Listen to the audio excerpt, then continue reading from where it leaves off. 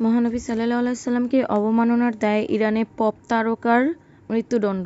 ইরানের জনপ্রিয় গায়ক আমির হোসেন মাকসুদুল যিনি তাতালু নামে বেশ পরিচিত দেশটিতে। তবে মহানবী সাল্লাল্লাহু আলাইহি সাল্লামকে অবমাননার দায়ে দোষী সাব্যস্ত হওয়ার পর তাকে মৃত্যুদণ্ড দিয়েছে দেশটির একটি আদালত। সোমবার 20 জানুয়ারি এক প্রতিবেদনে ব্রিটিশ সংবাদ মাধ্যম দ্য গার্ডিয়ান এ তথ্য জানায়।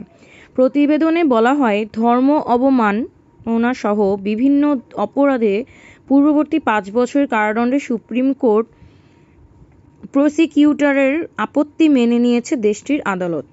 এতে বলা হয়েছে, মামলাটি পুনরায় খোলা হয়েছে, সেই সাথে আসামি তাতালুকে মহানবী সাল্লাল্লাহু আলাইহি সাল্লামকে অবমাননার দায়ে মৃত্যুদণ্ড দেওয়া হয়েছে।